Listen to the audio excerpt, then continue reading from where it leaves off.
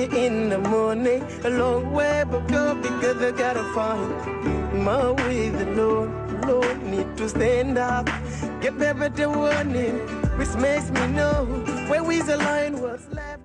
Jeudi 15 février 2024, mesdames et messieurs, bonjour et bon réveil. En notre compagnie, votre matinale Quinquilibre s'installe chez vous. Un bon cocktail d'informations et de bonne humeur pour vous accompagner jusqu'à 8h. Au sommaire ce matin, vous retrouverez la chronique du coach Tandara. Il sera en plateau avec nous. Également le bulletin d'information, le bulletin météo, sans oublier Aline Badarakan qui m'accompagne ce matin. On recevra deux invités. Alors sans plus tarder, je vous propose de suivre les prévisions météorologiques que nous réserve Dame Nature. Tout de suite, la météo proposée par nos partenaires de la nation.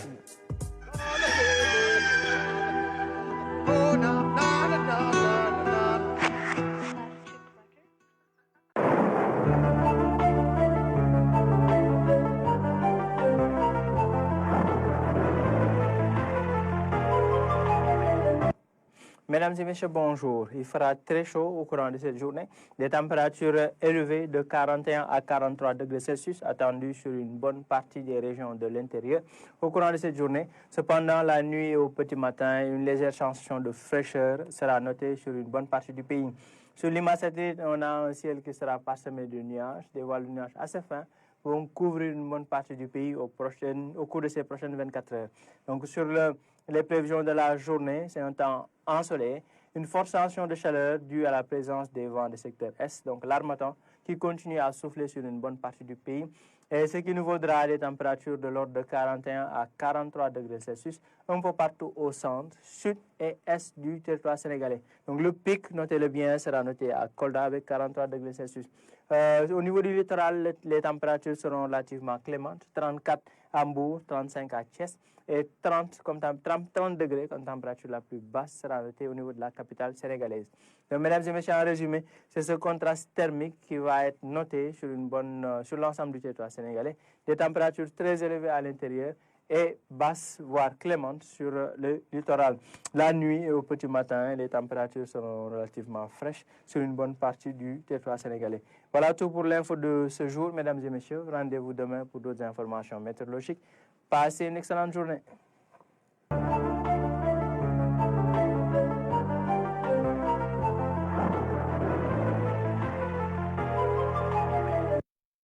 De retour en plateau, l'équipe est au complet et vous allez sans doute reconnaître un visage l'un de nos invités de ce matin. Bon, je vais vous laisser la surprise. Aline Badarakan, comment vas-tu? Je vais très bien. Ça va. Tu m'as l'air très en forme ce matin. C'est parce qu'on est jeudi? On est jeudi, on va le dire, l'avant-dernier jour de la semaine, hein, pour ce qui concerne la production de Quinquilibre, une émission quotidienne qui a également ses exigences. Donc le fait de se dire quelque part qu'on est à pratiquement une journée d'un repos bien mérité, voilà, cela vous donne du peps. Voilà, et c'est de l'énergie supplémentaire. Tu as beaucoup plus d'énergie. Maintenant, tu es sur la matinale 3 jours sur 5.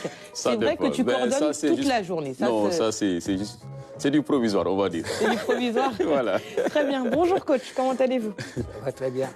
Bien au taquet. Vous avez fait du sport ce matin avant de... Oui, j'ai l'habitude de dire avec ma gym le matin, une fois que c'est effectué, parce que ça, disons simplement, c'est un rituel. Hein. Un rituel? Pas pour moi. Hein. Très bien. Alors, j'ai fait ce matin quelques pompes, mais pas tout à fait comme d'habitude. Hein. Dans tous les cas, je prévois cet après-midi, en tout cas quelque chose, avant d'aller là-bas à la maison de la presse pour suivre un événement. Ça me tient à cœur. Effectivement. Et j'irai là-bas, Inch'Allah. Inch'Allah. En tout cas, il faut nous initier un peu au sport, hein, parce qu'Aline Badarakan peine à être en forme le matin. Il aurait besoin éventuellement de quelques exercices avant de venir en plateau. Alors, quel est le menu de votre chronique de ce matin? Alors, aujourd'hui, on va parler de l'entraînement sportif en général. Mais l'entraînement sportif, puisque vous savez, souvent, on confond les principes et les procédés d'entraînement. Alors, on va en parler un tout petit peu, puisque c'est vraiment un thème assez intéressant. Très intéressant. Ce sera à découvrir justement dans la première partie de ce magazine. Aline Badarakan, on a deux invités ce matin. L'un, on va forcément le reconnaître, même si ceux qui sont de ma génération, qui sont nos invités du jour. Exactement. Je pense que tout fidèle téléspectateur de la RTS certainement saura voilà, reconnaître ce visage-là qui a bercé les débuts donc de pas mal d'émissions ici dans notre paysage audiovisuel. On peut prendre l'exemple donc de cette grande émission dédiée à la lutte, hein, voilà, sport de chez nous. Il avait pris le relais donc des mains de El Hadj Moustapha Ndiaye, paix à son âme. Mais entre-temps, il s'est un peu éclipsé. Bon, il a fait une autre reconversion, mais dans la diplomatie, toujours au service de son pays. Alors, je veux bien le citer, Samba Mangane, un grand plaisir pour nous. Nous, ces jeunes frères dans la profession, de l'accueillir sur le plateau de la matinale. Mais il revient sous une autre casquette, celle-là donc de chercheur, d'écrivain, ayant vraiment consacré une bonne partie de sa recherche à l'histoire des différents gouvernements du Sénégal. Et il a remonté vraiment très loin, de 1957 à 2023. Ça a été un travail voilà, très méticuleux, très fastidieux, j'imagine bien, qui a demandé pas mal de sacrifices. Parce que, bon, pour le faire, il faut vraiment revisiter, fouiller donc toutes les archives. Et je sais que ce n'est pas une tâche facile. Et donc, avec lui, bien sûr, on reviendra sur comment il a su voilà, regrouper toutes ces archives-là, portant, bien sûr, sur les différents gouvernements du Sénégal de 1957 à 2023. Alors, le titre du livre, Gouvernement du Sénégal, 1957-2023, les hommes et les femmes du pouvoir exécutif. Donc, on va faire le portrait de certains d'entre eux. On ne pourra pas tous donc, revenir sur leur trajectoire respective, parce que ça va être vraiment, voilà, ça va nous prendre pratiquement toute l'émission. Mais ce sera quand même un travail extrêmement intéressant, un pan d'histoire qui sera revisité sur ce plateau avec, bien sûr, Samba Mangane. Et je rappelle que la dédicace, en tout cas, du livre, la cérémonie aura lieu ce jour même, hein, à la suite donc de son passage sur la matinale Kenkeliba. Merci d'être sur ce plateau.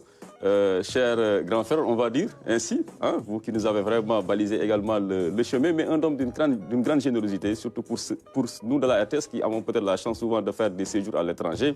Il est à notre service, il est toujours là, toujours à voir peut-être comment faire pour que notre séjour soit des plus confortables. Et donc le minimum que l'on puisse faire, c'est de l'inviter sur notre plateau et de faire la vulgarisation de ce travail, de ce chef-d'œuvre qui entre dans la postérité parce que c'est un travail qui va intéresser toutes les générations actuelles, bien sûr, et futures.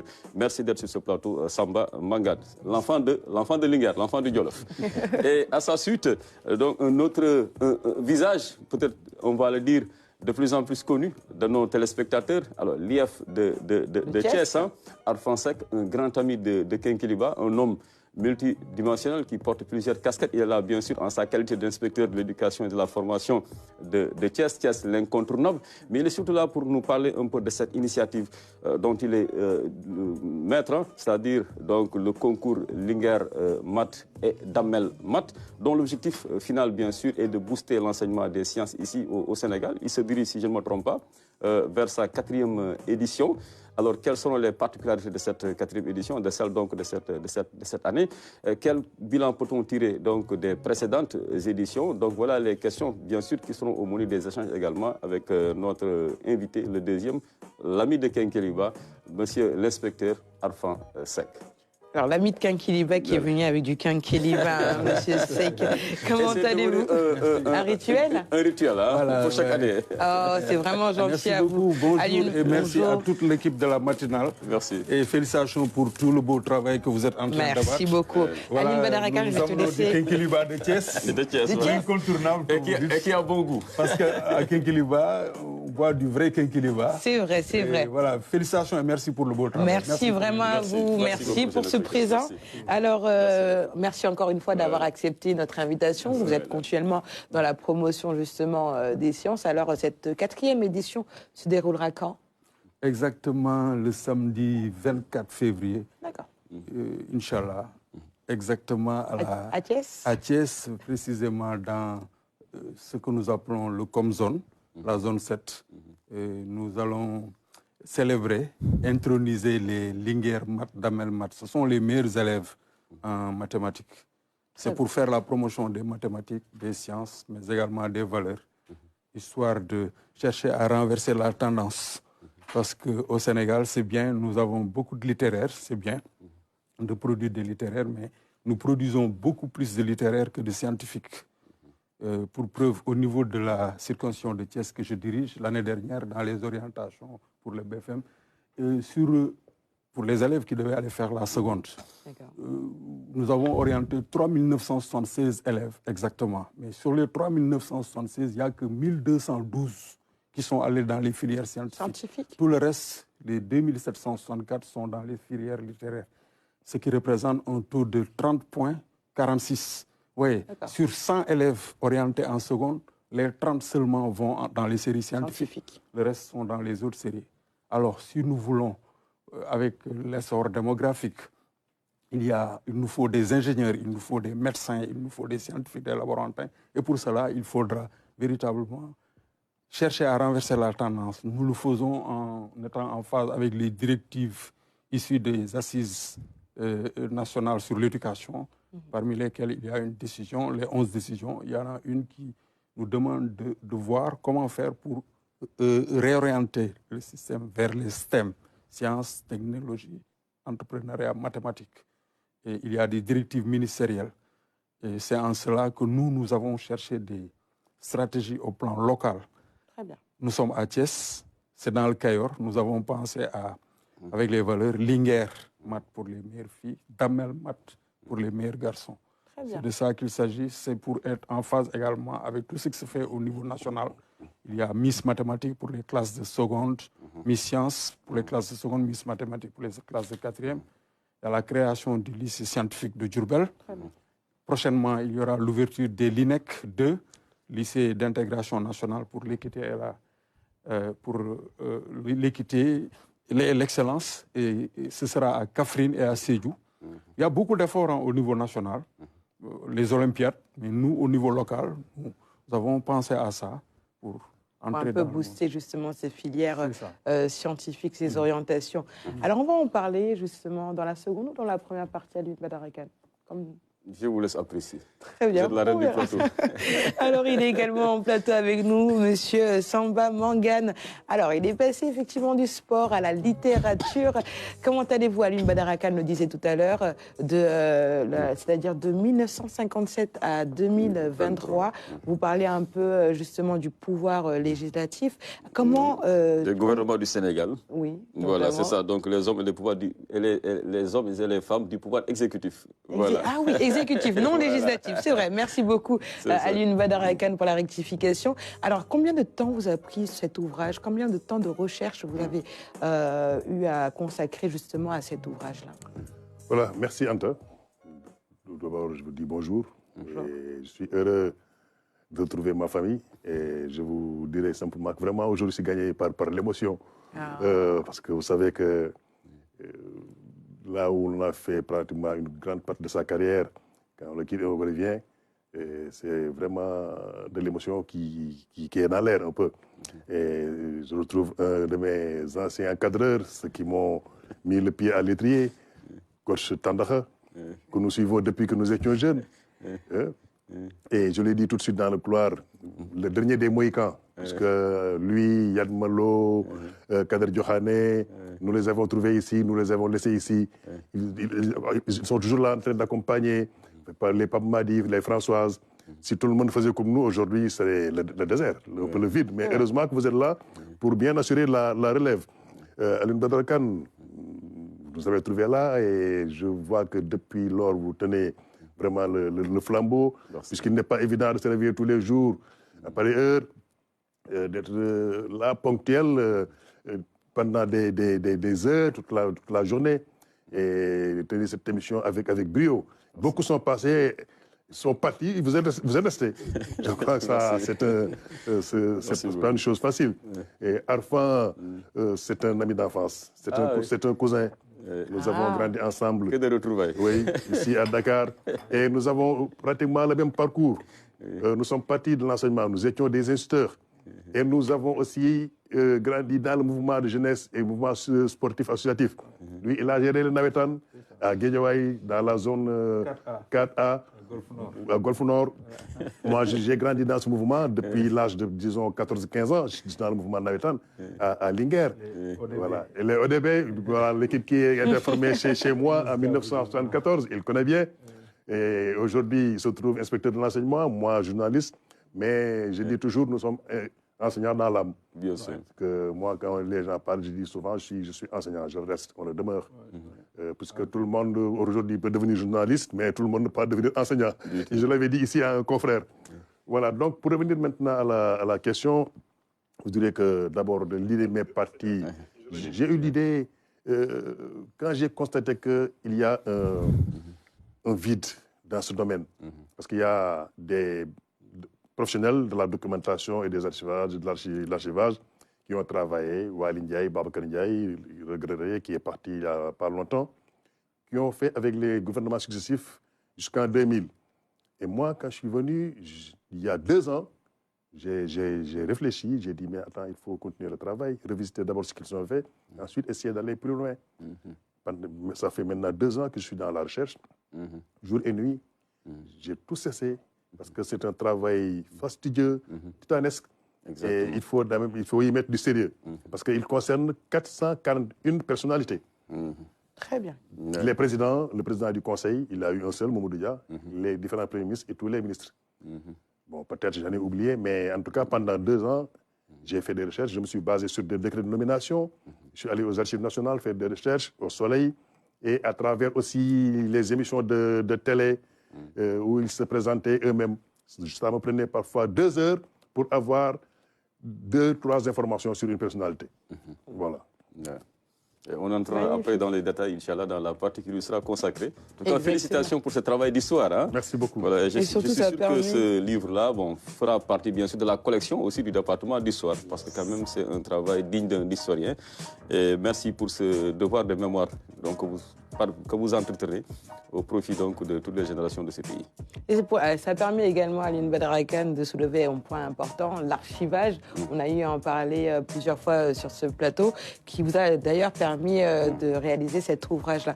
Vous avez reçu des messages, hein, notamment celui de Bamba Gay de la RTS qui dit « Vous avez invité mes 2 frères ce matin, un petit coucou à eux. » Également d'autres messages sur différentes plateformes digitales, sur Facebook, parce que nous sommes en direct sur la page RTS1 Sénégal. Michel Badji qui dit « Bonjour, le plateau de Kinkeliba, merci pour cette campagne d'éveil matinal. Merci à vous de votre fidélité renouvelée à ce magazine. » Alors, on va parler un peu d'actualité, c'est-à-dire de la CAN. Coach, c'est la première fois que je vous vois depuis que je suis de retour de la Côte d'Ivoire. Comment est-ce que vous avez très brièvement vécu cette Coupe d'Afrique ici, sur les ondes de Radio Sénégal International? Oui, de Radio Sénégal, on a vécu intensément, puisque là, vraiment, on n'a pas lésiné sur la manière de faire. Et comme d'habitude, rien n'a changé.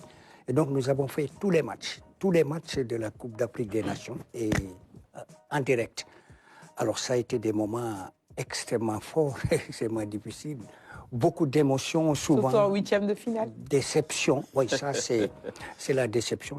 Ça fait partie du sport aussi, parce que là, c'est ce qu'on nous a appris. Le sport, il y a des hauts, il y a des bas. Donc, c'est comme ça. Alors, je crois qu'il y a un moment, on était tous aux anges. Cette année, on est un peu au bas de l'échelle, comme pour dire. Mais c'est ça aussi la loi du sport. Hein. Il faut accepter les résultats, il faut les accepter. Ça, c'est vraiment la volonté divine. Et la volonté divine, il faut l'accepter. Mais en tout cas, nous avons vécu de gros moments, hein, de très grands moments de Coupe d'Afrique des Nations, étant ici, parce que je disais que tous les matchs, nous les avons faits. Ça, c'est en direct. Voilà. Très bien. Doyen, alors une question, vous avez un peu suivi la Coupe d'Afrique des Nations, j'imagine que oui. Alors comment est-ce que vous l'avez appréciée, cette Coupe d'Afrique des Nations? Cette Coupe d'Afrique des Nations, je l'ai bien appréciée. Je commencerai d'abord par la couverture faite par la RTS, naturellement, qui a déployé les gros moyens matériels, humains, qui s'est déplacé avec une très bonne équipe et qui a vraiment été présente tous les jours, toutes les heures et jusqu'à avant-hier, après la finale. Donc là, je dirais merci, bravo à l'équipe de la RTS, mais je remercie aussi le directeur général, puisqu'il accorde beaucoup d'importance au sport. Cette Coupe d'Afrique, je vous dis que c'est la Coupe d'Afrique des surprises. C'est l'une des meilleures Coupes d'Afrique que j'ai vécues, parce que moi, j'ai été souvent avec l'équipe nationale Coupe d'Afrique, parce que j'étais reporter sportif. J'ai suivi l'équipe nationale un peu partout à travers l'Afrique et le monde. Bon, mais je vois que cette compétition a été de très haut niveau. Et tous les pronostics ont été déjoués. Les favoris ont été éliminés. Des équipes qu'on n'attendait pas, qui sont qualifiées et avec,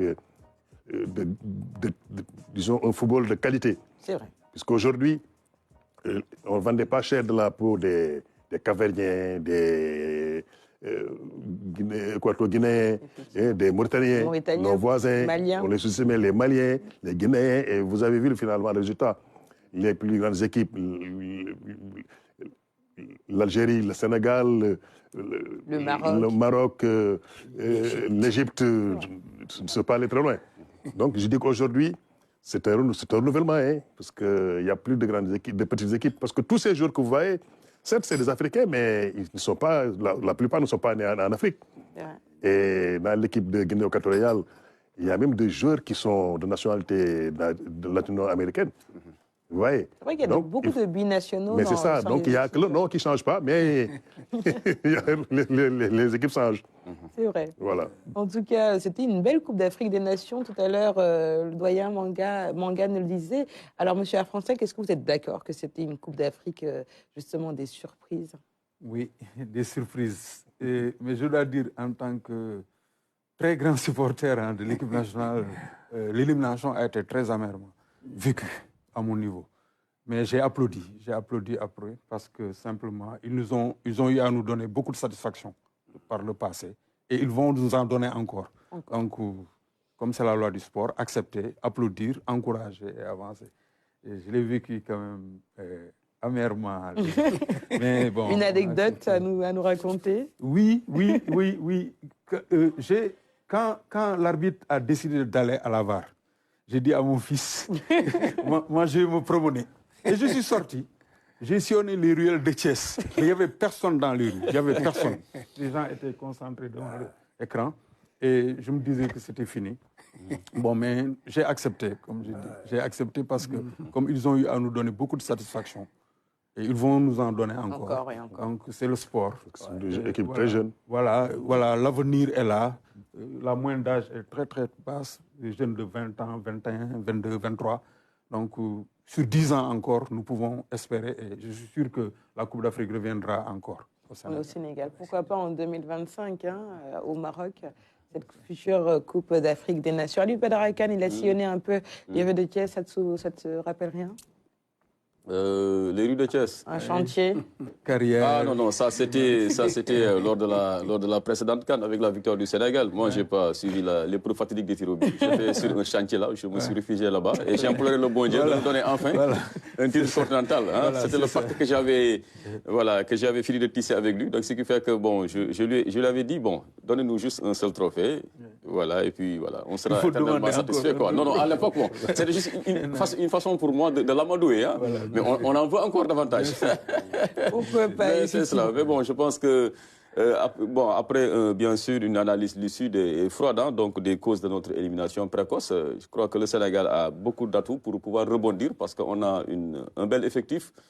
Comme ils l'ont dit tous, c'est un effectif très juvénile, donc très jeune. Donc, je pense que chacun d'entre eux, pratiquement, a 2 à 3, voire 3 CAN, s'ils ont une bonne hygiène de vie. Maintenant, tout dépendra du coaching, du management, parce que c'est à ce niveau où le Sénégal a vraiment failli, où le Sénégal n'a pas répondu présent, parce que tactiquement, voilà, on n'a pas su trouver les réponses pour pouvoir passer le cap ivoirien, parce qu'il y avait quand même de la place pour aller très loin et revenir à Dakar avec un deuxième trophée continental. Mais bon, ça c'est le travail de la direction technique nationale et j'espère qu'ils auront le courage de faire ce diagnostic-là sans complaisance. Très bien, on reste justement dans le milieu sportif. Champions League, les 8e de finale, la première phase a eu lieu. Coach Tandara, vous avez suivi un peu les 8e de finale? Que je n'ai pas suivi hier, parce que j'étais sur la route nationale. D'accord. Hier, je n'ai pas suivi. Messieurs, vous avez suivi un peu la Champions League? Moi, j'ai suivi parce que j'étais un peu préoccupé par l'événement qu'Alioune Badara a annoncé qui se passe ce soir, mais j'ai regardé le match PSG-Atlético. Et le résultat ne m'a pas surpris parce que le PSG avec Mbappé à la pointe de l'attaque, qui reçoit au Parc des Princes, la victoire est acquise à 50% avant le coup d'envoi. Mais pour les autres matchs, vraiment, j'avoue que je n'ai pas eu le temps de suivre. cher Fonsec, non? Je me suis attardé au bureau. Au bureau. C'est avec le contexte que nous vivons, les perturbations dans le milieu scolaire. C'est vrai. Donc, c'est la raison pour laquelle je n'ai pas regardé. Mais je suis très fanat de sport. Donc, mais je vais me rattraper. Aline Badara Kane, apparemment le doyen a l'air d'un... J'ai suivi d'un œil, tout en espérant une défaite du PSG. C'est ce que j'allais dire. On dirait qu'on a un supporter du Paris Nous, les Saint-Germain, Olympiens, en fait. à chaque fois que l'on regarde un match du PSG, ce n'est pas pour le supporter, mais c'est pour guetter son éventuelle défaite. Bon, malheureusement pour nous. Mais vous êtes jamais premier, hein, donc... C'est clair, mais on ne peut pas avoir des rivaux parisiens avec une étoile sur leur maillot. On voudrait en avoir une deuxième avant qu'ils puissent avoir, peut-être qu'ils puissent envisager la possibilité d'en avoir une sur leur maillot. Mais on ne sera jamais les premiers. Ce sera compliqué, puisque si Mbappé quitte le PSG, il part avec 50% des chances. Hein. Non, et puis il quittera. Parce qu'il voudra bien être ballon d'or. Et pour être ballon d'or mondial, on ne peut pas l'être en jouant au C'est ce qui marque de son palmarès. C'est pas possible. Le Qatar Saint-Germain n'est pas On encore sent la rivalité OM-PSG. Merci beaucoup, messieurs. Alors, on va continuer justement avec le sport, notamment la capsule gymnastique. C'est avec notre coach Chandara, juste après les jingles.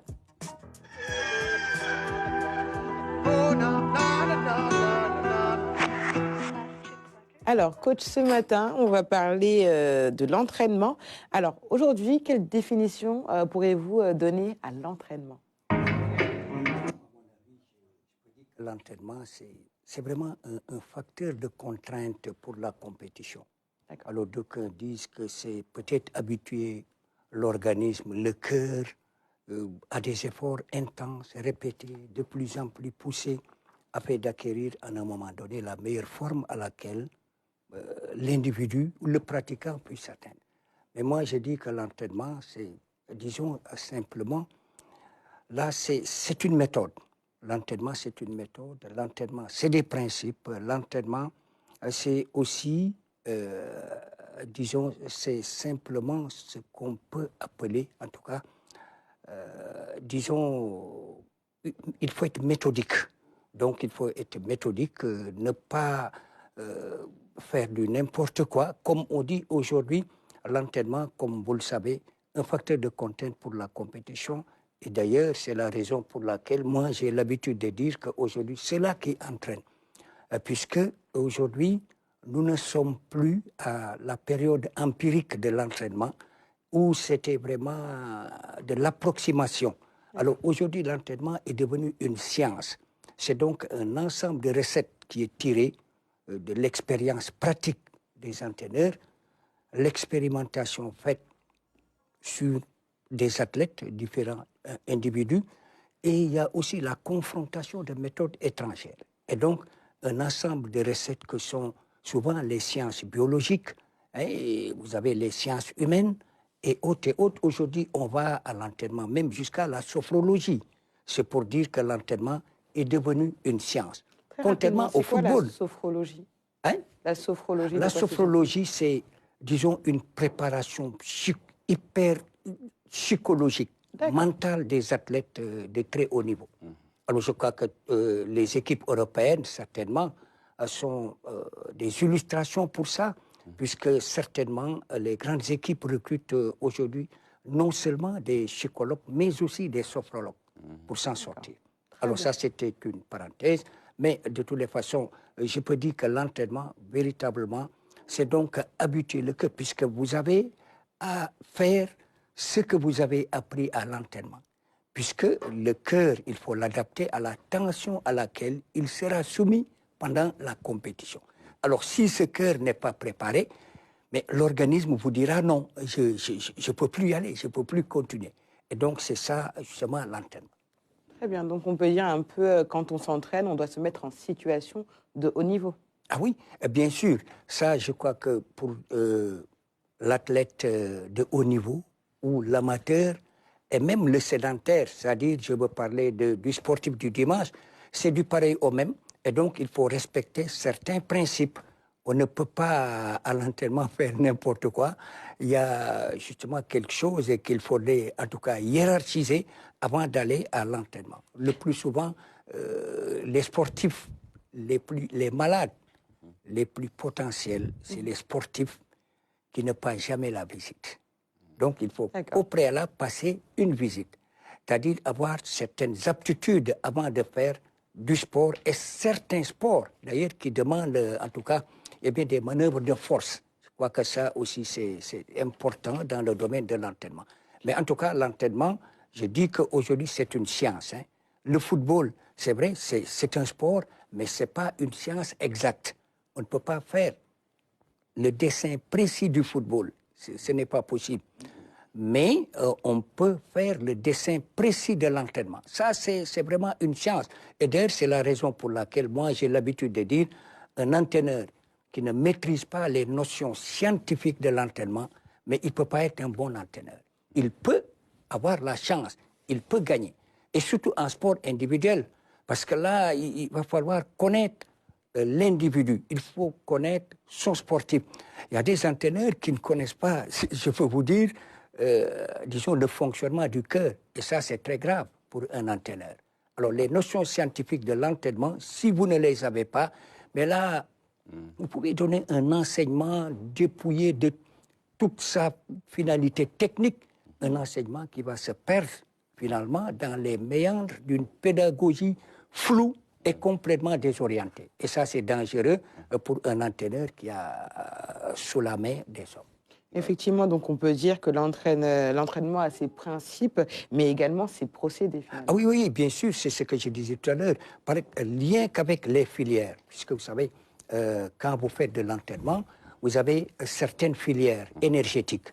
Par exemple, vous avez la première filière, par exemple, si je prends l'exemple de l'endurance, qui donc une qualité physique qui permet de soutenir pendant un temps assez long un effort d'intensité soutenue et dans des conditions de travail aérobie.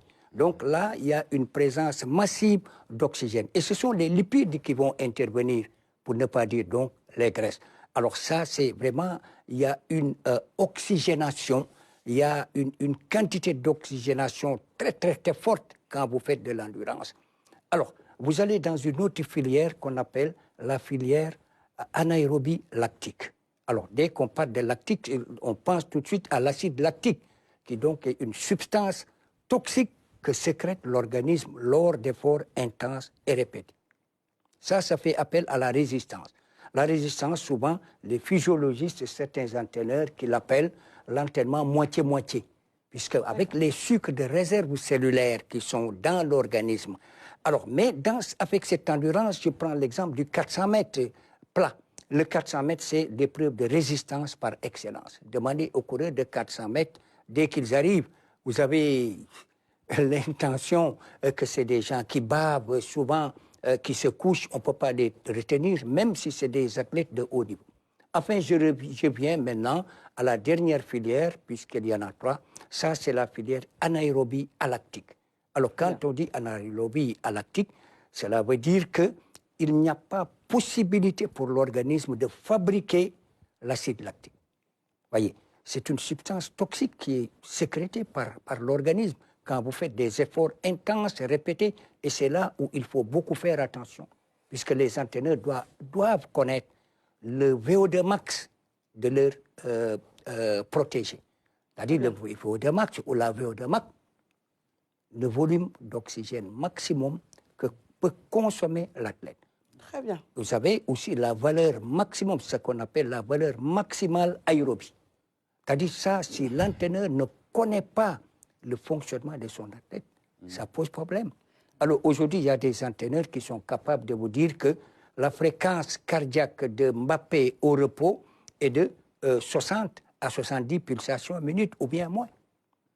D'autres, par exemple, qui sont plus âgés et qui ont une fréquence cardiaque c'est-à-dire inférieure, puisque simplement ils ont un cœur assez sténique. Quand vous avez un cœur sténique, ça bat lentement. Je prends l'exemple de Roger Mila qui, à 42 ans, je crois que Mangal ne va pas me débattre, a joué un mondial à 42 ans. Alors, dans l'équipe, il y avait des jeunes comme les Makanaki et autres, mais là, si vous prenez leur fréquence cardiaque, ils faisaient 80, 90, alors que Roger Mila était à 60 ou 65 pulsations minutes. Pour vous dire que c'est les organismes qui diffèrent. voyez-vous. Il y a l'hygiène de vie et autres et autres. Je ne peux pas trop rentrer dans les détails parce que là, en notre qualité de coach, souvent, on nous dit, vous parlez comme des médecins. Alors, non, c'est pas tout à fait ça. C'est-à-dire, c'est ce qu'on a appris. C'est ce qu'on a appris dans les écoles de formation. Et donc, c'est comme ça. En tout cas, coach, vous pourriez faire un excellent entraîneur parce que vous maîtrisez bien, en tout cas, l'organisme de l'être humain. Alors, justement, doyen Mangane, moi, une question, c'est par rapport justement à l'entraînement des professionnels, notamment dans le domaine de la lutte. C'est devenu maintenant indispensable.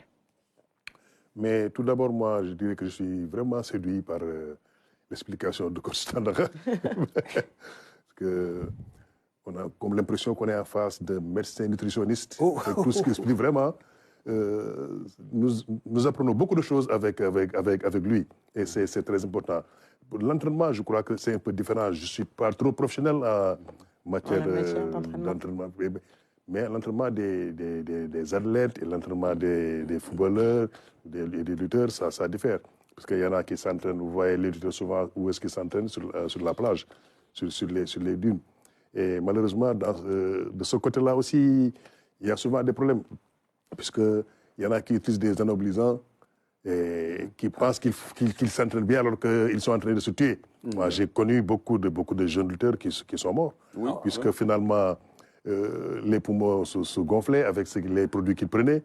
Et ils voulaient changer. Il y a des lutteurs qui ont, entre la signature de contrat et le combat, ils se métamorphosent. C'est vrai. Et c'est très dangereux.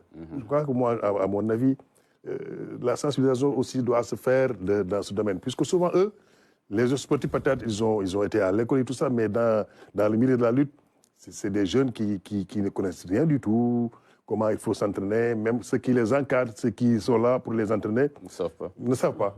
Et là, c'est très dangereux. Donc, il faut toujours s'attacher les services d'un professionnel. À la matière. Coach Tandakha est là, il pourra peut-être... Alors, je profite de l'occasion pour dire simplement, il m'a fait aimer la lutte. C'est vrai que moi, je suis un sportif dans l'âme. J'aimais toutes les disciplines, mais c'était sauf la lutte. Je ne sais pas qu'est-ce qui a fait ça. Alors, un jour, il m'a envoyé, je ne sais pas s'il se rappelle ou pas, il m'a envoyé Rock Energy. Quand on lançait Rock Energy, c'est moi-même qui ai fait le reportage pour la télévision et c'est lui-même qui m'avait envoyé ce jour-là. J'ai dit, mais Mangane, la lutte, il m'a dit, mais il m'a donné des consignes particulières et j'ai réussi ma mission. En tout cas, ça, je lui dis merci encore une fois. C'est pas seulement la lutte, mais aussi autre chose. C'est lui qui m'a amené à Panorama des Sports.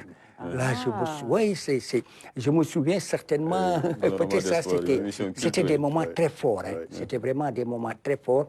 Et moi, j'ai dit, c'est vrai, je suis venu peut-être avant lui-ci, mais attention, il m'a appris beaucoup de choses. Ça, franchement, ça, je le dis encore une fois. Vous témoignez encore une fois de oui, ça, c'est clair, ce n'est pas des choses que je raconte. C'est ça.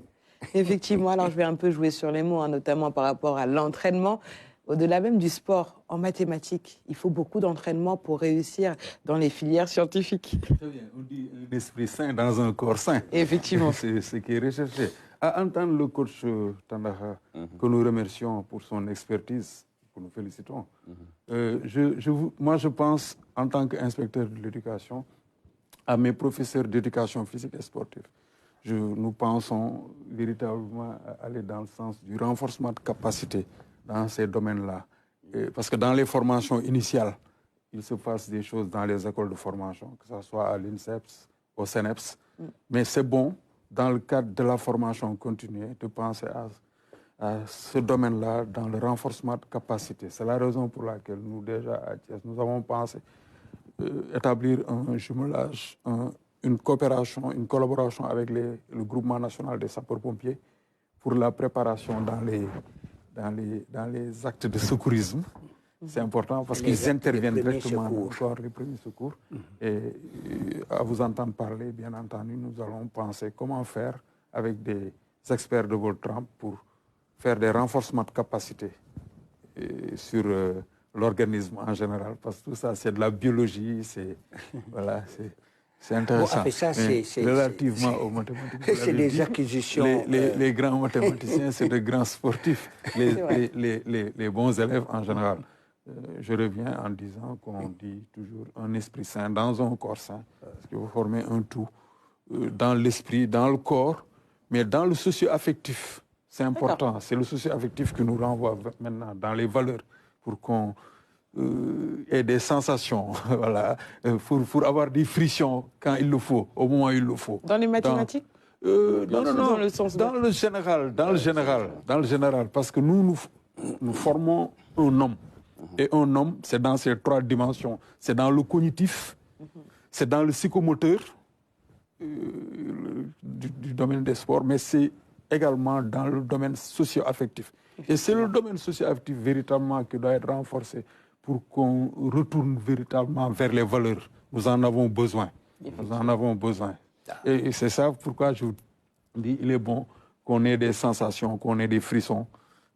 Ça renvoie à beaucoup de choses, quoi.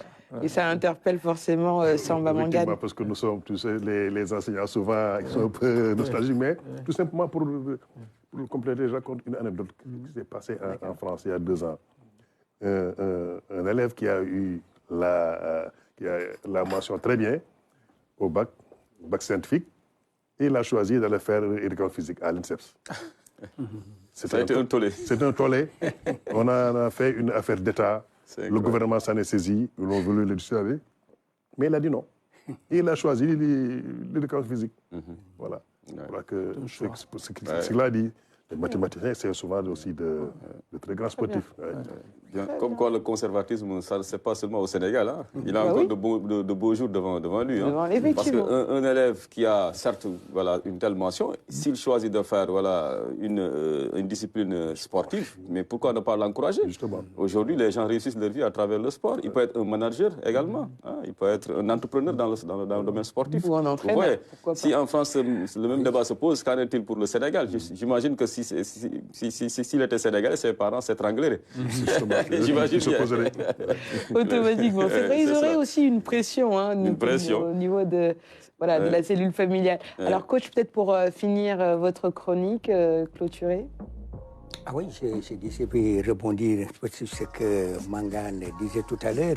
Alors, cet élève, celui-là, cet étudiant qui a choisi l'EPS, moi, j'ai dit que c'est une excellente chose dans la mesure que c'est une très bonne matière, l'EPS.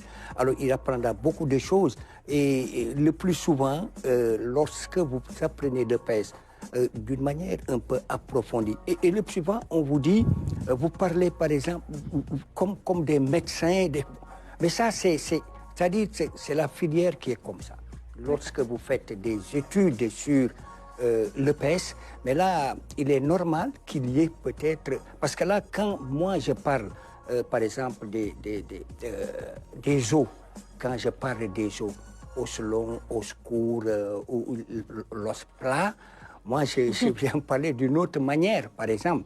Voyez-vous, alors, quand je parle des articulations, par exemple, aussi, c'est comme ça. Là, vous direz articulation mobile, immobile et semi-mobile. Moi, je dirais, il y a diarthrose, synarthrose et suture. Voyez, c'est-à-dire, il y a des noms scientifiques. Là, parce que vous avez appris. Vous avez ce que vous avez appris pour étudier. C'est vrai qu'à chaque fois, quand vous faites votre chronique, vous utilisez beaucoup le jargon, hein, on va dire sportif ou même médical. Hein. Alors, j'ai une petite anecdote, parce que là, c'était un reportage, quelqu'un qui me disait en studio, mais attention au handball. Hein, il m'a dit, mais pourquoi Fian n'est pas dans l'équipe des abeilles des HLM? Je lui ai dit, malheureusement, il a eu un empêchement. Alors, il me relance pour me dire, quel est cet empêchement? Je lui dis, il a eu une ankylose au niveau de l'articulation acromioclaviculaire. Alors, il me dit quoi? Fermez-moi ça. Voilà ce que... Fermez-moi ça. Alors que c'est ce que nous avons appris, nous. Voyez. Le dictionnaire médical. Voilà. Effectivement. Fermez-moi ça, les auditeurs n'ont pas besoin de ça. Voilà ce qu'il m'a dit directement à l'antenne. La radio, c'est la simplicité, voilà, un vocabulaire accessible à tous. Effectivement. Ce qui fait son charme d'air. Je comprends. Effectivement. En tout cas, merci beaucoup, coach. Vous comprenez. Je comprends. Voilà. C'est toujours, en tout cas, un plaisir de vous écouter. Souvent, pour comprendre, ce papier, il fallait avoir un dictionnaire à portée de main. Hein. Je lui souhaite une très bonne journée. À mon parent, Et j'en profite justement pour souhaiter une bonne journée à tous les agents de la radio Sénégal International du studio justement RSI. Dans une poignée de minutes à 8h, vous retrouverez votre émission Genlen Djege avec Yolande et également Alun Diop. Alors tout de suite, on va passer à la rubrique invité juste après le jingle.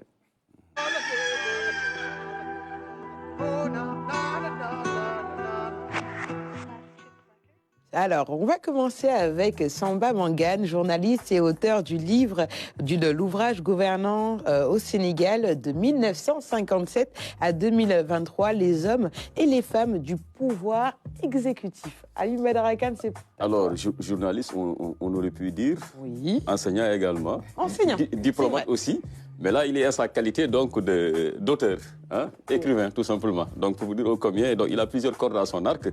Et cela nous honore, cela démontre voilà, l'immensité en tout cas des ressources humaines du Sénégal, un pays qui se distingue de par la qualité de ses ressources humaines, et il en est un, donc Samba Mangane. Merci d'être sur ce plateau, chers confrères, grands frères, hein, on peut le dire ainsi.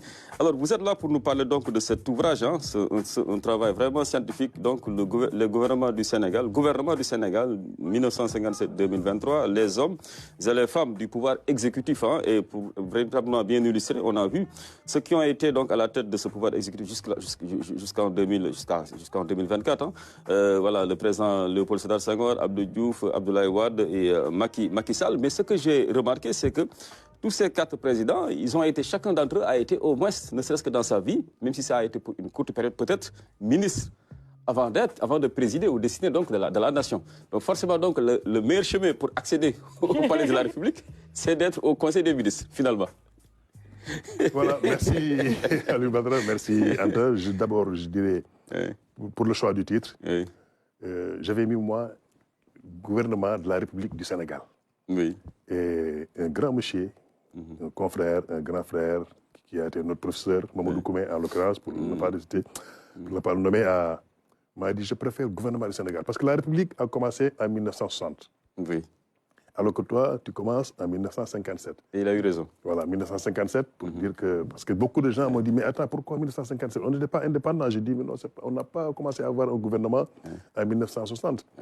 En 1957, il y avait un gouvernement colonial dirigé par un Français, puisque le Sénégal était un territoire sous obédience française. Et il y avait un administrateur colonial, en l'occurrence Pierre Lamy, qui était le président. Et le vice-président, c'était Mamadou Dia. Il y avait 11 ministres seulement. Ces ministres sénégalais s'occupaient des affaires intérieures. Et ce que eux, ils appelaient les choses sérieuses, étaient laissés au département de souveraineté. Voilà, tels que les affaires étrangères, il n'y avait pas de ministre des Affaires étrangères. La défense. Les finances et la justice. Les Gabriel Darboussier et tout ça. Donc, tout ça, la France s'occupait donc de la politique extérieure, parce que c'est elle qui décidait pour nous. Et maintenant, pour ces présidents, vous savez qu'on a toujours eu la chance d'avoir de grands hommes. Et ils ont eu un vécu. C'est les parcours des hommes d'État.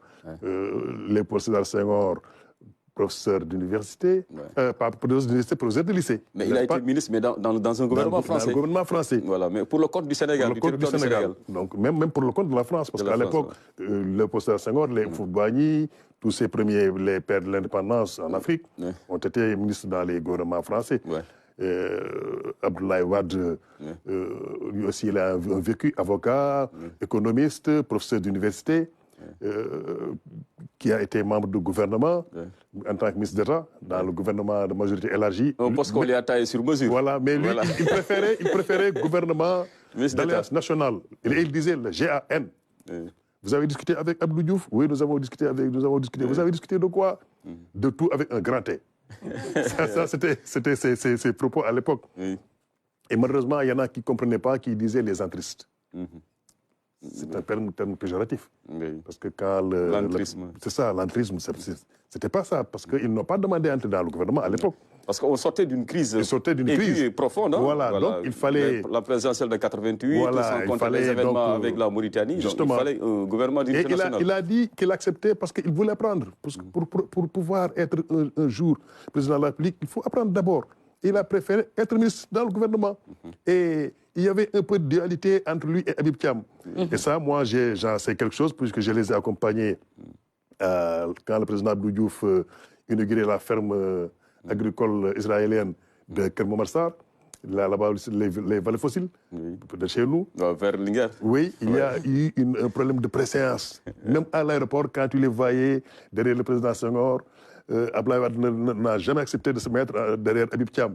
Et même pour le cortège, quand on revenait, parce que moi j'ai pris le cortège présidentiel en rentrant, parce que je faisais mes reportages, les équipes de la RTS, tout le monde est parti, on m'a laissé là-bas dans la brousse. Mais ils m'ont pris dans le cortège présidentiel. Et chacun voulait se mettre juste derrière le président. Oui. Alors l'équipe d'Habib Thiam, ils ont dit au chauffeur, non, il ne faut pas les laisser passer. Vous voyez? Parce que j'ai dérangé un peu. Bien sûr. Voilà. Pour Abdou Diouf, lui, vous savez aussi, il a eu un parcours atypique parce qu'il est diplômé de l'École nationale de la France d'Outre-mer, ce qui est l'ENA aujourd'hui. Il fait partie des premiers avec les Babacar Ba, les Cheikh Hamidou Kane, les Habib Thiam, les Daniel Kabou. Donc ensuite, il est venu en tant que... Il n'a pas commencé comme gouverneur.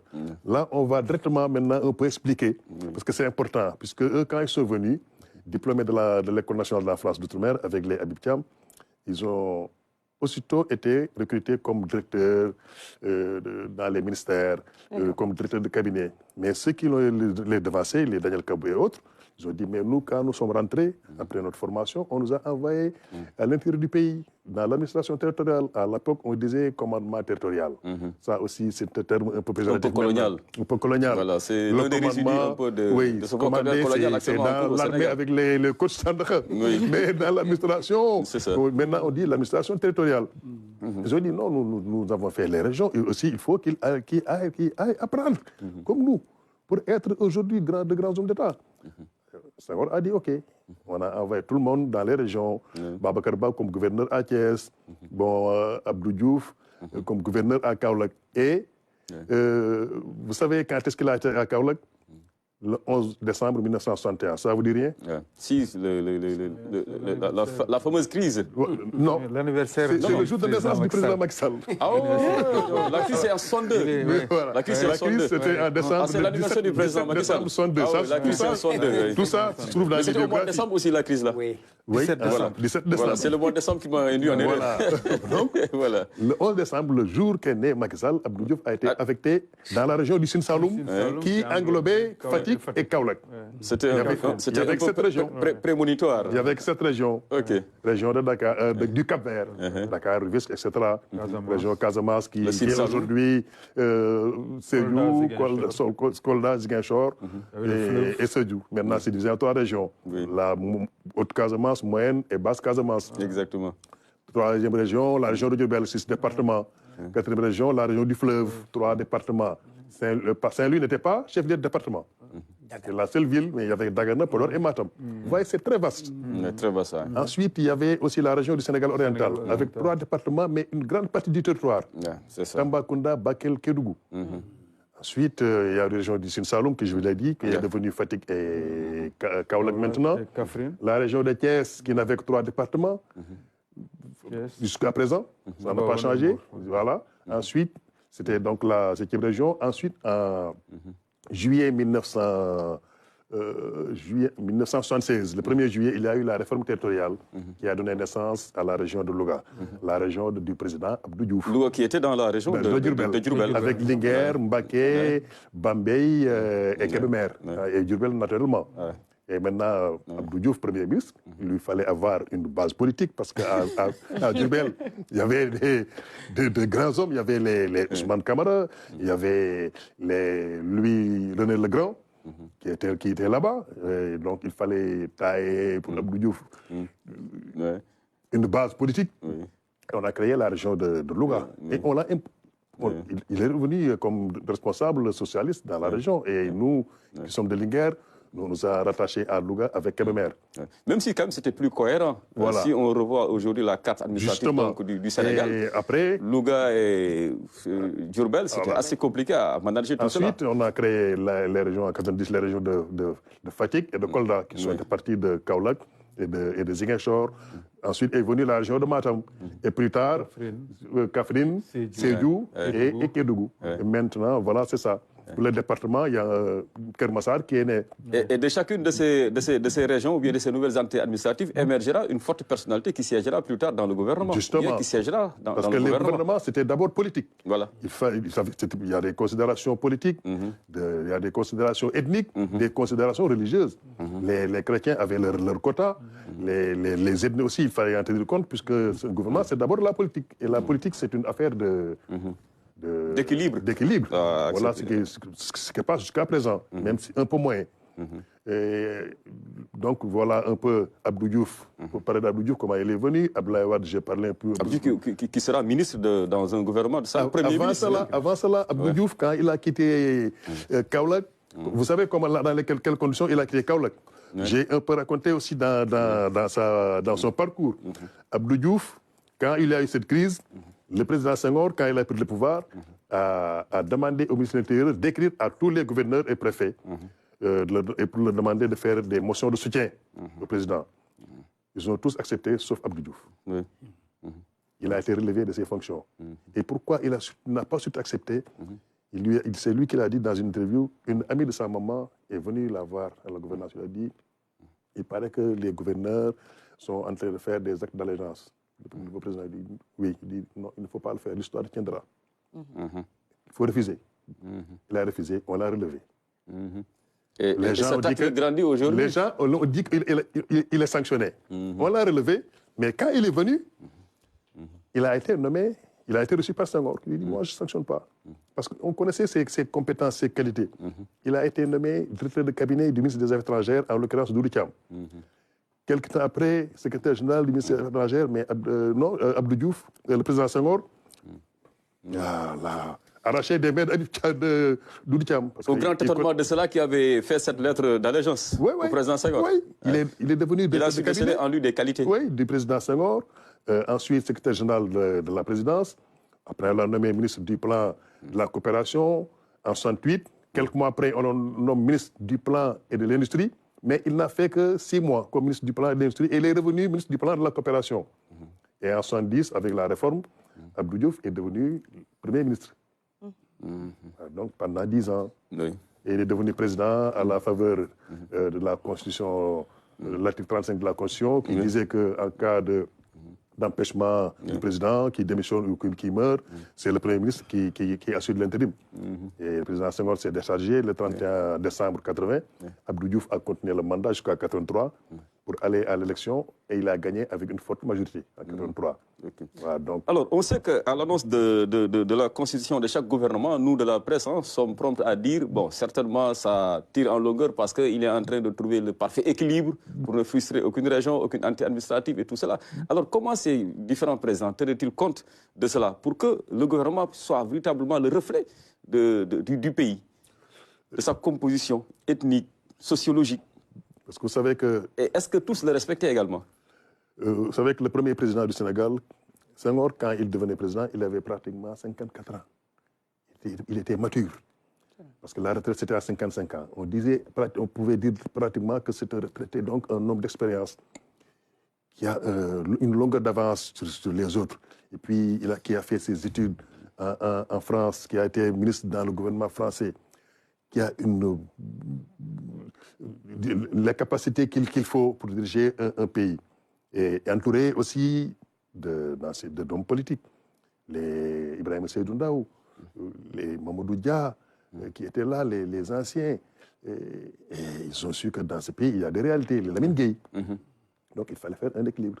Les confessions religieuses également. Les confessions religieuses. Tout cela. Et vous savez, avec Senghor, pratiquement les premiers membres du gouvernement, c'était des instituteurs et des médecins. Pourquoi? Parce que c'est eux qui sont en contact permanent avec le Sénégal des profondeurs. Partout, il y a des médecins, partout, il y a des instituteurs. Tous étaient pratiquement, il y avait bien sûr quelques avocats. Et sur cette base, ils savaient que maintenant, avec le contact qu'ils ont, il fallait donc faire l'équilibre, comme tu as dit. Dernièrement, on savait qu'impérativement, pour chaque région, il y aurait un ministre. Dans les départements, s'il n'y a pas de ministre, il y allait avoir un député. Un secrétaire d'État ou bien un député. Un secrétaire d'État ou un député. Donc, si tu n'es pas membre du gouvernement, tu es à l'Assemblée. Et à l'époque, il n'y avait que 80 députés.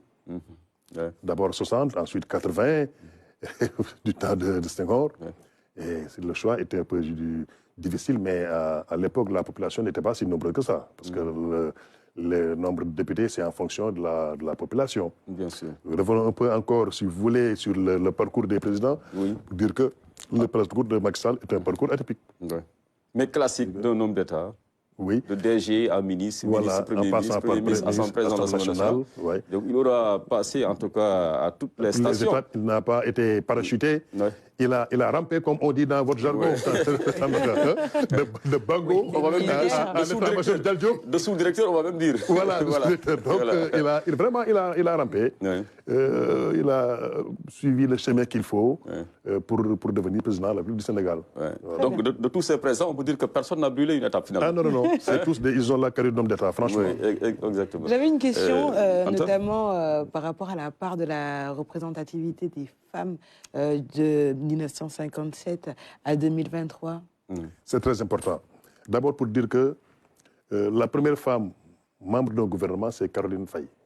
On dit Caroline Diop. C'était l'épouse de Demba Diop qui a été assassinée à Thiès en 1967.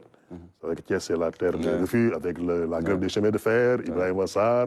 On en a parlé, Pentium Ibrahima Sarr, tu connais bien. Bien sûr. Nous, on a appris ça avec les bouts de Dieu. Aïdina Fall, ces grands hommes qui ont marqué Thiès. Voilà. Ensuite, il y a eu les Ousmane Gom. Jusqu'au... À différencier de Ousmane Gom. Voilà, donc lui, il a été maire de Thiès. C'est d'ailleurs le maire le plus célèbre, le plus emblématique de tous les maires de Thiès. Jusqu'à présent, son œuvre est là. Mais le collège de Thiès porte son nom. Et il a eu des moments de séparation avec Senghor. Et pourtant, lui était fidèle. Mais les anciens qui étaient avec Senghor, les Magadlo, et tout ça, sont parvenus à les réconcilier. Et on m'a raconté une anecdote. Quand on a dit à Senghor, Monsieur le Président, maintenant il faut oublier. Il dit non, j'oublie pas. Je pardonne. Regardez cette table. Si vous mettez des clous, si vous les enlevez, le trou il reste. Moi, j'y ajoute que toute cicatrice, c'était une plaie. Donc, ça reste guéri, mais ça reste. Donc, on ne peut pas oublier. Qu'est-ce qu'on oublie? Et donc, c'était de grands hommes qui pouvaient transcender certains problèmes. Et tout ça. Donc, Caroline Faye, première femme, mais d'abord première femme députée, en 1963. Elle est née à Foundiougne, dans le département de Fatick, en 1925. Et elle a été instruite. Une des premières femmes enseignantes avec... voilà. Et quand elle est enseignante, elle a fait quelques villes, dont Louga, je crois Thiès, ensuite directrice d'école. Et c'est là-bas à Hambourg qu'elle a connu Demba Diop, son mari. Les gens, c'est le parrain du stade Demba Diop. Bien sûr. Les gens pensent que Demba Diop, quand ils l'ont tué, il était ministre. Il n'était plus ministre. Il était député maire de Mbour. Et c'est à la gouverneure de Thiès qu'on l'a tué. Devant la gouvernance. Voilà, et celui qui l'a tué a été condamné à mort. Parce que lui, il est de Nguéhor, et c'était un militant de ses rivaux. Des rivaux plus précisément du village de Gandigal. De Gandigal. Voilà, de Gandigal. Voilà, exactement. Voilà. C'est ça. Voilà. Exactement. Donc, elle est la première femme ministre. Elle est entrée dans le gouvernement en 1978. Mais à l'époque aussi, Maïmouna Kane, magistrat, est entré dans le gouvernement, mais en tant que secrétaire d'État, à la condition féminine. Et ensuite, il y a eu les autres, les Thérèse King, mais les Marissal Mbodj. Plus tard, Mantoulaye Diène. Marissal Mbodj, les gens ne savent pas qu'elle a été d'abord journaliste. Elle a été journaliste à l'APS en 1962. Ensuite, elle est partie à Lyon, là où j'habite actuellement, là où je travaille. J'en profite pour dire un petit coucou à mon consul et les collègues du consulat qui certainement sont en train de suivre. Elle a fait ses études de psychologie là-bas. Elle est devenue enseignante, ensuite inspecteur de l'éducation préscolaire, directrice de l'éducation préscolaire pour devenir ensuite ministre de la Santé. Et maintenant, je crois qu'elle est thiessoise, elle aussi. Exactement. Comme quoi, Thiès, l'incontournable, n'est-ce pas? Et pour ces dames, vous parlez, ajouter, comme j'ai mentionné à l'annexe, il y a une seule femme qui a étudié à Blanchot. Vous savez, Blanchot, c'était l'école primaire supérieure, c'est le lycée d'excellence à Saint-Louis. C'est l'actuel lycée Ahmed Fall. L'actuel lycée Ahmed Fall. Et c'est Fambaye Fall Diop, la mère de Pape Maël Diop. Oui. Et de notre amie Marianne Diop, mon collègue de et plus tard, d'ailleurs, même le gouvernement aura à sa tête deux femmes. Hein. La première sous Wade, Maman Dior Boy, et plus tard sous Macky Sall avec Aminata Touré, voilà, Mimi Touré. Voilà. Merci beaucoup, Samba, pour ces éclairages. Hein. Vraiment, c'était tellement passionnant. On avait encore envie de prolonger cette première partie de l'occasion consacrée, mais dans la deuxième, on reviendra également sur le nombre de ministres qui ont servi. C'est cet après-midi à la Maison de la Presse. On fera un rappel de cela, Inch'Allah, avant que vous ne quittiez le plateau. L'ouvrage est préfacé par le Premier ministre. Par le Premier ministre, l'actuel Premier ministre. Oui. Okay. Merci beaucoup, restez avec nous. Merci. Restez avec nous, vous aurez d'autres questions dans la seconde partie de ce magazine. Nous allons souffler un peu en musique, on se retrouve juste après.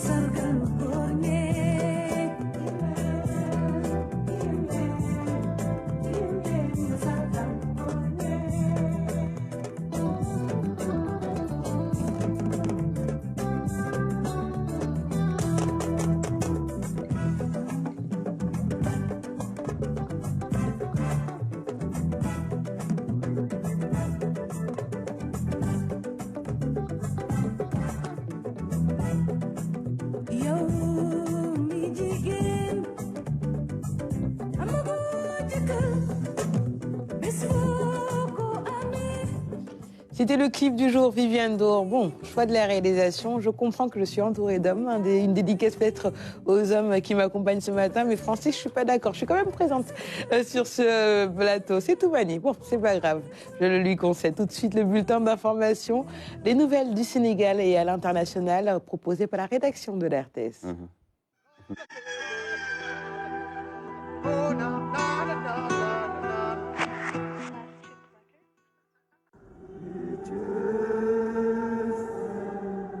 Tu es poussière et tu retourneras en poussière. L'imposition des cendres pour nous rappeler notre fragilité humaine, notre petitesse devant le Seigneur pour accueillir sa miséricorde. L'imposition des cendres, une invitation à vivre l'humilité et à reconnaître notre faiblesse, mais la fécondité de Dieu qui vient nous relever de notre faiblesse pour faire de nous des personnes dignes de lui. Bénéficier de cette faveur passe par la conversion, la prière, le partage, surtout durant ce mois de bénédiction. Le plus recommandé, c'est de vivre à l'image de Jésus-Christ. Jésus-Christ qui passait en faisant le bien. Et nous sommes appelés à faire le bien. Nous sommes appelés avec les autres à quitter le mal vers le bien vers le très bien vers le parfait vers l'excellence et la sainteté en Jésus-Christ. D'intenses moments de prière vécus par les fidèles qui rendent grâce. La prière s'est bien passée. Vous voyez, on nous a mis les cendres. J'ai prié pour moi et pour toute ma famille. La messe, elle s'est très bien passée. Voilà un moment de retour au Seigneur. Voilà un moment avec cette année de prière. L'année qui a été une année décrétée, prière Vraiment qu'il fallait que je revive ça. Et ça a été un moment très intense. J'espère que tout au long de ce chemin, j'aurai à me convertir du fond du cœur. Vous avez prié pour la paix au Sénégal. Surtout, on en a besoin. On en a besoin parce que vraiment, il y a beaucoup de choses qui se passent actuellement et il faut prier intensement. Des prières qui vont se poursuivre durant les 40 jours du carême. Chrétiens d'ici et d'ailleurs vont s'acheminer tranquillement vers Pâques avec la foi renforcée. Situé sur la route nationale numéro 7, certains l'appellent le pont de Ouassadou, d'autres le pont de Nyeriko. L'infrastructure suscite aujourd'hui beaucoup d'inquiétudes des populations de Ouassadou Dépôt, le village éponyme. La position du pont est un peu très délicate, donc ce qui cause les accidents ici. Parce qu'en arrivant à vive allure, on ne peut pas maîtriser. Le pont est positionné sur une portion de S, donc à double virage. Donc ce qui fait que quand les chauffeurs viennent à vive allure, avant qu'ils ne se rendent compte qu'ils sont arrivés sur le virage, donc ils sont déjà dans le pont. Les accidents ont commencé à se multiplier. Et ce sont des accidents mortels. Parce que le pont, la position du pont, en rentrant, il y a un virage. En sortant aussi, il y a un virage. Donc, je crois que ça trompe des fois les chauffeurs. La multiplication des cas d'accidents ici a fini d'emporter une grande partie de la barrière de sécurité à droite. Ça inquiète beaucoup la population de Ouassadou. Ils ont même tué un peu là-bas, comme Saritié. Mais avec tout ça, ça se multiplie. Il y a un accident. Le camion avait chargé du ciment. Donc, le camion est tombé dedans. On ne voit même pas le camion. Il y a un camion citerne aussi. Donc, c'était le jour de la Tabaski, je me rappelle bien, à 14 h. Donc, le camion citerne est tombé là-bas et a explosé. Ce pont de Ouassadou joue pourtant un rôle très important dans le trafic routier. Pour aller dans la région d'Okédougou et dans la sous-région, la plupart des camions passent sur ce pont. Comme vous le voyez, les barrières sont en état de délabrement. Donc, si nous avons vraiment eu des barrières qui vont limiter les accidents, mais aussi pas des barrières de serment. Donc, essayer de faire au moins un ralentisseur, donc tout juste à l'entrée du virage. Donc là, ça va permettre aux chauffeurs au moins de diminuer la vitesse avant de rentrer dans le virage. Ce pont est construit également sur un fleuve que l'on appelle le Nyeriko, 590 km. Avec le Nyokolokoba, le Sandougou, le Tchokoy et le Diara, il constitue les principaux affluents du fleuve Gambie qui traversent des localités peu arrosées comme Ouassadou Dépôt. Le fleuve Nyeriko a fait de Ouassadou un village économique de la commune de Dialakoto. Donc tous les pêcheurs sont basés à Ouassadou, de Dialakoto jusqu'à Missira, que tout le monde vient acheter du poisson frais ici. Actuellement, nous voulons que l'État nous aide à alimenter le village par l'électricité, puisque ça va nous aider, les femmes surtout. Les femmes, elles sont là bravement dans des activités. En ce moment, nous n'avons que ça à faire pour alimenter notre caisse. Si le village était électrifié ou si nous obtenons le soutien de l'État, on pourrait faire d'autres activités génératrices de revenus. Ouassadou Dépôt est un village de la commune de Dialakoto situé à une 60aine de kilomètres de Tambacounda. Ces groupements féminins ont aujourd'hui besoin de l'accompagnement des structures étatiques pour bénéficier de formation et de financement. Elle vit ses derniers jours dans un site qu'elle aura occupé pendant plusieurs années. Cette femme doit libérer l'espace car ayant déjà été indemnisée comme la plupart des occupants. Mais Mme Diouf joue encore les prolongations. J'attends un peu pour prendre mes affaires. Une fois que c'est fait, je pourrai partir. En ce moment, je n'ai pas quelqu'un pour le faire. Les enfants de ma sœur qui sont au village viendront sans doute m'aider à prendre mes bagages.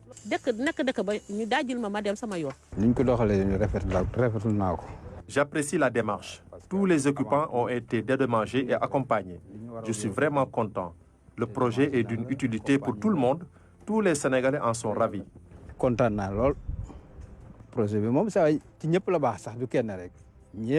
Un projet d'utilité publique bien compris par les occupants.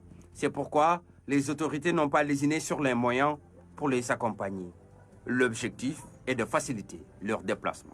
On a payé la totalité d'un montant de 1,8 milliard sur les 1253 PAP qui ont été identifiés. Et aujourd'hui, comme vous pouvez le constater, les gens sont en train de partir d'eux-mêmes. On est au niveau là où c'était le plus encombré avec la partie mécanicien. Et à plus de 80%, les gens ont libéré le site. On a continué les paiements et sur la rue 1, les terres ont fait l'objet de paiements. Les cordonniers ont été recensés et conciliés. Maintenant, eux, ils ont la particularité d'avoir pu bénéficier dans le cadre du projet d'un financement à part. Et il s'agira pour nous de leur construire une maison dédiée qu'on appelle Maison du Cuir, avec l'appui du maire qui nous a mis une assiette foncière. Tout cela participe à faciliter leur installation future. Après libération totale de l'emprise, les autorités ont prévu le démarrage effectif des travaux. Et ce qui est prévu aujourd'hui avec le préfet de Dakar, c'est que dans la semaine à venir, une opération sera faite par rapport à l'avancement actuel de paiement des impenses pour pouvoir procéder à la libération totale de l'emprise. Et derrière, nous, à Géroute, on a déjà une entreprise de travaux. Derrière, pouvoir faire la sécurisation du site à travers un mur de clôture pour nous permettre de sécuriser vraiment l'emprise du projet. Fin 2025, c'est la date prévue pour la livraison des infrastructures que vont abriter ce site. C'est pourquoi les organisateurs comptent appuyer sur l'accélérateur pour le respect des délais. De retour en plateau, vous êtes nombreux à nous suivre sur nos différentes plateformes digitales. Je vais lire quelques-uns de vos messages. Celui de Ndaï Sornabey qui dit l'EPS est d'un temps plus important qu'elle permet à l'élève d'assurer sa sécurité, celle des autres, également d'entretenir sa santé, de développer l'image et l'estime de soi pour construire sa relation avec les autres. Sodagay Dramé qui dit bonjour à l'équipe de Kinkeliba, Morgane, ces anciens de la RTS, de vrais professionnels. Merci à Lune Badarakan pour cette invitation. Un autre message de Samba Guissé, fidèle téléspectateur de Kinkeliba, qui dit respect à Samba Morgane, tu es la fierté des Samba. Parce que ça fait ça d'autres Samba. C'est des Samba. Comme mon père. Hein. Mon père, c'est Samba aussi. Hein. Donc c'est. Et d'ailleurs, son homonyme est un grand dignitaire du Jolofa, Samba Laobé Dia, et lui, c'est Samba Laobé Kane. Voilà. Les Samba à l'honneur ce matin. Alors, on en profite pour lui souhaiter une bonne journée. Hein, Samba Kane. Voilà, c'est ça. Samba Laobé Kane. Voilà, c'est ça. D'accord, très bien. Et j'en profite pour souhaiter une bonne journée à Ibe Laobé Gay. Qui fait partie de cette équipe de Kinkeliba. Alors, sans plus tarder, on va passer à la seconde partie de la rubrique invité, juste après le jingle. On se retrouve juste après.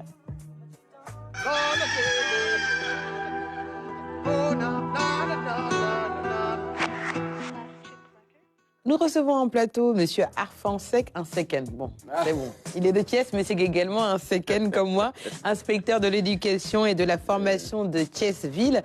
Il est venu nous parler de la 4e édition du concours Linguère-Math d'Amel-Math, dont l'objectif est de booster l'enseignement des sciences au niveau de l'IEF de Thiès. Un IEF qui a vraiment le sens de l'initiative. Hein. Je suis de Thiès et je peux en témoigner. Il ne s'arrête pas qu'à ce concours Linguère-Math d'Amel-Math. Il est également à la tête l'initiateur de pas mal d'activités, par exemple dans le domaine des sports, hein, un grand tournoi regroupant l'essentiel donc des écoles de Thiès-Ville. Et aujourd'hui, c'est devenu un rendez-vous incontournable donc pour la détection des jeunes talents. Et c'est vraiment couru par les jeunes donc élèves de l'IEF de Thiès. Et c'est un plaisir pour nous de le recevoir sur Kinkeliba pour revenir encore avec lui sur donc le concours Linguère-Math d'Amel-Math, la 4e édition. On y est pratiquement, on y est presque. Hein. Alors cette année-ci, en termes disons d'approche originale, quel serait le menu que vous avez fini de concocter plutôt pour ceux-là qui feront le déplacement et pour les éventuels participants à ce grand rendez-vous, voilà, du savoir, de l'excellence. Merci beaucoup. Merci beaucoup. Merci à toute l'équipe de Kinkeliba. Merci pour cette invitation. Je voudrais, l'occasion faisant le larron, en tout cas féliciter et remercier mon frère Samba Mangane. À l'entendre parler, c'est un grand plaisir. Et il confirme l'adage comme quoi qui dit que le métier d'enseignement mène à tout. C'est ça. Il a débuté comme instituteur. Les journalistes l'approprient souvent. Hein. Donc c'est vraiment pour les enseignants, d'abord. En tout cas, à l'entendre parler de Sine Saloum, Sénégal oriental, je pense aux immatriculations, aux plaques d'immatriculation d'alors. La jeune génération ne connaît pas. Dans le Saloum, dans mon Nioro natal, on avait les S6A. Et à Thiès, c'était S7A parce que c'était numéroté de 1 à 7. Dakar, Cap-Vert, c'était 1. À Diourbel, SD. Aujourd'hui, en temps, on a eu DK, et maintenant, aujourd'hui, c'est les petits TH et autres. Mais de notre enfance, c'était S6A. Au Sénégal. Les voitures officielles, c'était SO. Service officiel. Voilà. Actuellement, c'est AD. C'est une petite histoire. Là, je comprends mieux. Encore merci à mon ami Mangane. Merci beaucoup, mon frère. Merci pour l'invitation. Je l'ai dit tantôt, vous savez, au Sénégal, la remarque est qu'on produit beaucoup de littéraire. Et on a reçu des instructions à l'issue des Assises nationales de l'éducation. Parmi les 11 décisions présidentielles, il y en a une qui demande la réorientation du système vers les STEM, les sciences, la technologie, l'entrepreneuriat et les mathématiques. Et à la suite, il y a eu des instructions ministérielles dans le cadre de notre ministère de l'Éducation nationale qui nous demandent de développer des stratégies pour voir comment faire pour renverser la tendance. Je l'ai dit, j'ai donné les statistiques tout à l'heure de Thiès, ma ville, où nous avons 3 976 élèves orientés en seconde. Et sur les 3 976, les 2 764 sont allés dans les filières littéraires. Il n'y a que 1 212 qui sont allés dans les filières scientifiques. Et pour vous faire plaisir, dans les 1 212, il y a 780 filles. Elles représentent 64-65% des élèves qui sont orientés dans les filières scientifiques. Il y a quelques 432 garçons. Maintenant, localement, nous avons pensé, puisque nous sommes à Thiès, c'est le Cayor, un peu pour avoir l'ancrage culturel, parce que nous voulons, au-delà de la promotion du travail en général, de faire la promotion de la mystique du travail. Notre pays en a besoin, véritablement. Et la promotion des sciences, des mathématiques, mais des valeurs également. Nous nous sommes dit, nous allons dénommer ce concours Linguère Mat, Damel Fat. Linguère Mat pour les meilleures filles, Damel Mat pour les meilleurs garçons. C'est une sélection très rigoureuse parce que dans le cadre du pilotage général de l'académie, nous profitons pour saluer et remercier l'inspecteur d'académie, l'inspecteur Diouf, que nous saluons au passage. Et il y a à l'intérieur, à Thiès-Ville, c'était une tradition, des défis qui sont organisés mensuellement. À l'issue du deuxième défi, chaque école détermine la meilleure fille et le meilleur garçon. Et nous allons après organiser un concours au niveau de la circonscription et pour prendre les meilleurs. Et quand nous l'organisons, vous savez, Thiès, c'est la ville de l'inclusion. Il y a les enfants malvoyants de l'INEFJA. Il y a, mais également dans le cadre de l'inclusion, des enfants qui sont préparés et qui aujourd'hui sont dans les différentes structures avec leurs camarades qu'on dit normaux. Ça, c'est l'inclusion. C'est le lieu de remercier et féliciter SHC qui travaille à aider ces enfants-là à entrer dans le dispositif. Habituellement, on en prenait 2, mais cette année, la particularité, il y a eu un garçon de l'école Serigne Hassan Fall de Kausara, un malvoyant, qui a eu à se battre pour entrer dans le lot. Il n'a pas été tiré. Et donc, ça, c'est à saluer. Ils font partie de la première génération des élèves qui ont réussi cette année au certificat en tant que malvoyants, issus des classes inclusives. Ils ne sont plus isolés. Ils sont avec nous, avec les enfants dans le truc. Et ça, c'est véritablement à saluer. Donc, à l'issue de la sélection, bien entendu, nous organisons une fête que nous appelons une cérémonie d'intronisation. De la Linguère et du Damel. Voilà. Et là, on leur donne le titre. Et avec, nous avions invité par le passé des modèles de réussite, mais également des personnalités qui savent leur parler. J'ai pensé au professeur Djibi Diakhaté, le docteur Massamba Gueye. Et il y a un discours à leur tenir. Parce que vous savez, le Damel, la Linguère, dans l'histoire, c'était le refus. Hein, le refus. Maintenant, l'amenant dans le contexte scolaire, c'est un refus que nous voulons installer au niveau des enfants pour qu'ils refusent la paresse, le refus de la tricherie, le refus de l'arbonisme. Mais oui à l'engagement, oui au travail, oui à la détermination pour faire des résultats. Maintenant, à la première édition, comme vous l'avez constaté, nous avons travaillé dans le cadre de l'habillement à leur faire porter des tenues traditionnelles avec la chéchia des damels, les dames également, les filles en doquette, parce que c'est dans l'ancrage culturel. Et le jour de la cérémonie, les parents sont là, les enseignants sont là, et pour véritablement leur parler des relations entre du comportement de l'enfant vis-à-vis des adultes, vis-à-vis particulièrement de son enseignant, de ses parents. On en a besoin et c'est une occasion véritablement. Et au niveau du suivi, qu'est-ce qui est fait pour que ces lingers, ces maths ne soient pas perdus de vue également? Très bien. C'est un concours que nous organisons, par exemple, cette année, la cérémonie qui sera organisée le 24, concerne les élèves de l'année précédente, 2023. Voilà, c'est des élèves de CM2, c'était des élèves de CM2 et de 3e. Mais présentement, ils sont dans les 6e et dans les secondes. Et justement, dans l'effectif, il y en a certains qui ne seront pas de la partie parce qu'ils sont à Saint-Louis, au Britannique militaire. Hier, j'ai rencontré un directeur d'école qui me disait que nous, notre fille, elle est déjà à Gorée, elle est à Mariamaba. Oui, ce sont leurs parents qui viendront. Donc, pour dire que c'est la crème.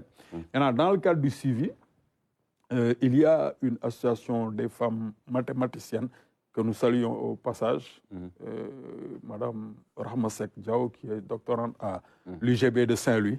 Elles ont une association et nous demandons à chaque fois de leur donner la liste pour faire un travail en termes de suivi de cohorte. Parce que c'est une pépinière, hein? C'est une pépinière qui est là, et voilà, et qui à terme peut-être vont alimenter le lycée scientifique de Diourbel, les grandes écoles. Si vous savez, la bonne graine, elle est bien entretenue, bien entendu.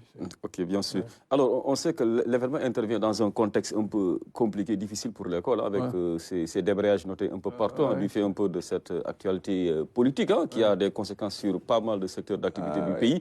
Vous qui êtes IF, qu'est-ce que cela vous inspire et quel est aujourd'hui le discours que vous portez à l'endroit de vos pairs enseignants? Oui, vous savez, merci, vous me donnez l'occasion. Voilà. Vous savez, une minute si possible. Très rapidement, d'accord. Vous savez, il y a des politiciens.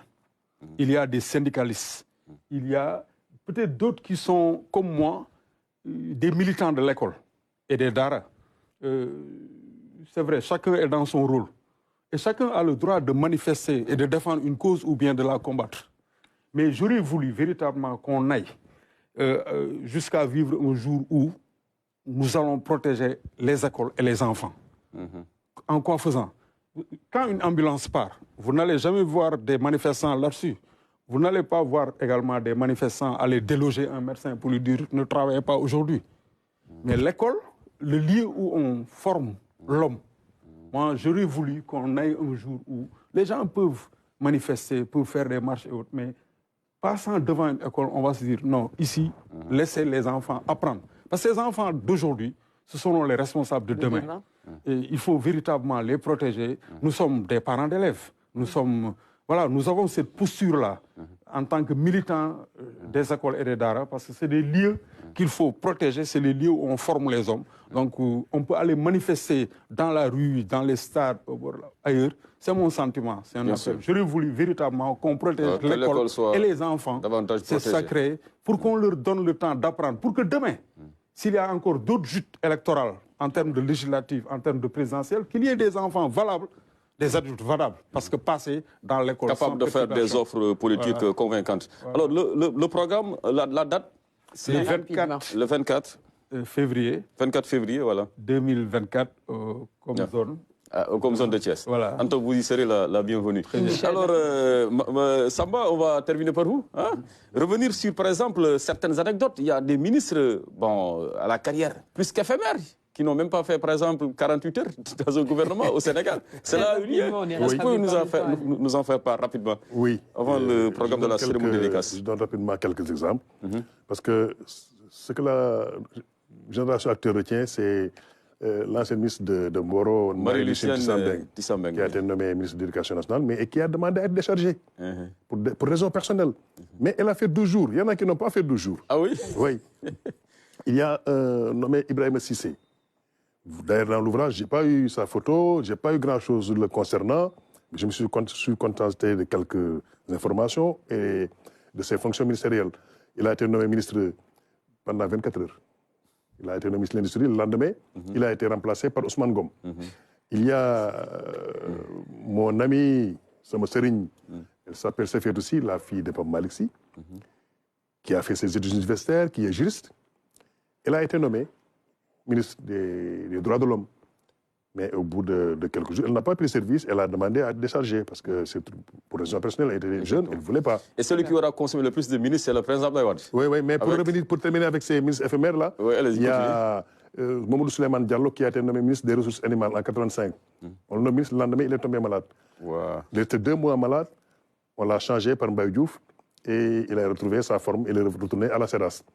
Voilà, donc le plus de ce qui a consommé le plus de ministres, effectivement, c'est Abdoulaye Wade.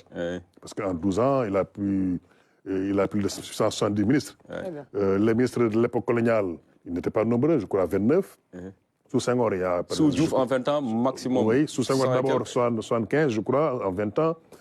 C'est à l'annexe, sous Diouf aussi presque 120, et sous Macky Sall aussi un peu moins qu'Abdoulaye Wade quand même. C'est donc le président Wade qui aura battu tous les records. En 12 ans. Merci beaucoup. Donc la cérémonie de dédicace aujourd'hui à 15h à la maison de la presse, notre maison. Voilà, notre maison. Voilà. Merci beaucoup et bonne continuation. Merci. Que Dieu vous garde. Merci beaucoup. Et j'espère que l'on vous recevra à nouveau pour un autre ouvrage. Voilà, merci. Et ça, j'en profite pour vous dire que c'est un ouvrage que je t'offre personnellement, fraternellement. Merci. J'en ai offert au directeur général. Merci beaucoup. À d'autres collègues de la RTS.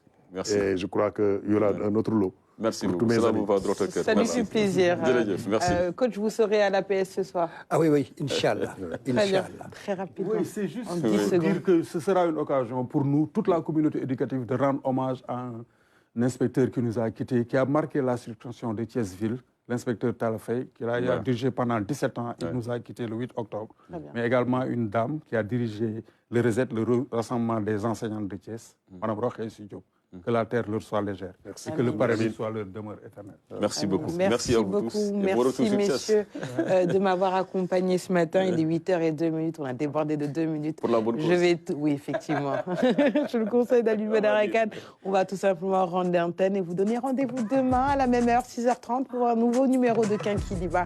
Passez une agréable journée.